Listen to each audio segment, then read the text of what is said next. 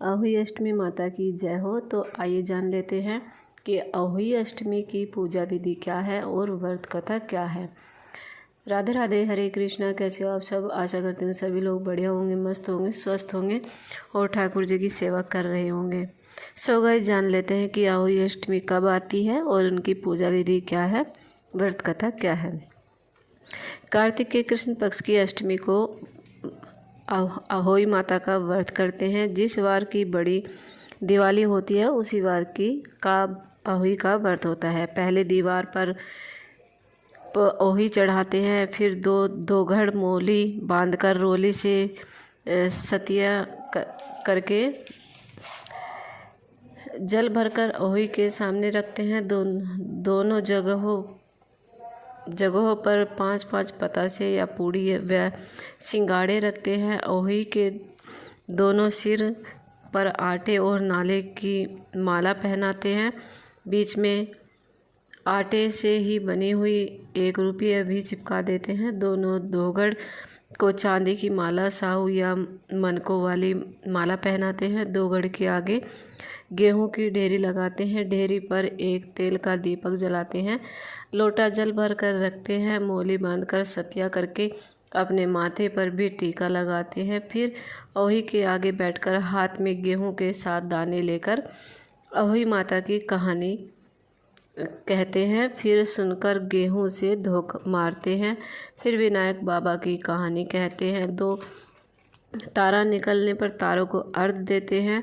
14 पूड़ियाँ या रसगुल्ले या गुलाब जामुन, फल, रुपया आदि रख कर बयाना निकालते हैं। पानी गमले में देते हैं। फिर व्रत खोलते हैं। बयाना चावल, चीनी या जो भी आप मिनसते हैं वो आप अपनी सास, नंद जिसको भी देते हैं, ब्राह्मण को, उसको दे देते हैं। तो ये व्रत अहोई की पूजा विधि है कि जो हम अहोई का व्रत रखते हैं उसकी पूजा विधि इस प्रकार है।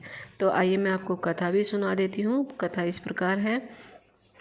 एक साहूकार था जिसके 7 बेटे बहुएं और 1 बेटी थी। कार्तिक के महीने में दीपावली से पहले अष्टमी को अपने मकान की लिपाई पुताई करने के लिए 7 बहुएं अपनी इकलौती नंद के साथ जंगल में जाकर खदान से मिट्टी खोद कर रही थी। वहीं पर साहू की मान थी। मिट्टी खोदते समय नंद के हाथ से कुंदाल साहू के बच्चे को लग गई। वह तुरंत मर गया। साहू माता बहुत नाराज हुई और बोली कि मैं तेरी कोख बांधूंगी। नंद अपनी 7 भाभियों से बोली कि तुम में से कोई अपनी कोख बंधवा ले। भाभियों ने अपनी कोख बंधवाने से इनकार कर दिया, परंतु छोटी भाभी सोचने लगी, यदि मैंने अपनी कोख नहीं बंधवाई तो सासू जी नाराज हो जाएगी। यह सोचकर नंद के बदले में छोटी भाभी ने कोख बंधवा ली। उसके बाद छोटी बहू के जो बच्चा होता वही मर जाता।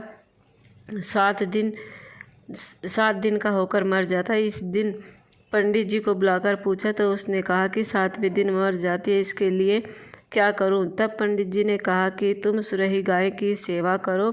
सुरही गाय माता की भैली और वह तेरी को खुलवा देगी, तब ही तेरा बच्चा जिएगा। जब वह बहुत जल्दी उठकर खूब सवेरे उठी तो वह देखती है कि साहूकार के बेटे की बहू उसके नीचे सफाई कर रही है। गौ माता बहू से बोली, क्या मांगती है? साहूकार की बहू बोली, सुरही माता भैली है, उसने मेरी कोख बांध रखी है, मेरी कोख खुलवा दो। गौ माता ने कहा, अच्छा। गौ माता साहूकार की बहू को अपनी भैली के पास लेकर चले। रास्ते में कड़ी धूप थी। वह दोनों एक पेड़ के नीचे थोड़ी देर के लिए रुक गई। एक सांप आया, उसे पेड़ के गरुड़ पंखनी के बच्चे डसने लगा। साहूकार की बहू ने सांप को ढाल से नीचे गिरा दिया और बच्चों की जान बचा ली। थोड़ी देर में गरुड़ पंखनी आई तो वह खून से साहूकार की बहू को चोंच मारने लगी तो साहूकार की बहू ने कहा कि मैंने तेरे बच्चे को नहीं मारा है, बल्कि सांप ने तेरे बच्चे को मारा है। मैंने तो इसकी जान बचाई है, रक्षा की है। गरुड़ पंखनी सुनकर बोली, मांग तो क्या मांगती? वह बोली, 7 समुंदर पार साहू माता रहते, उसके पास ले चलो। गरुड़ पंखनी दोनों को अपनी पीठ पर बैठाकर साहू माता के पास ले गई और माता को देखकर बोली कि बहन आज बहुत दिनों में आई है, बातें करते समय सहू माता ने बीच में ही कहा कि बहन, यह मेरी जुएं पड़ गई हैं। सुरही कहने लगी, साहूकार की बहू उसके सिर पर सारी जुएं निकाल दी और साहूकार की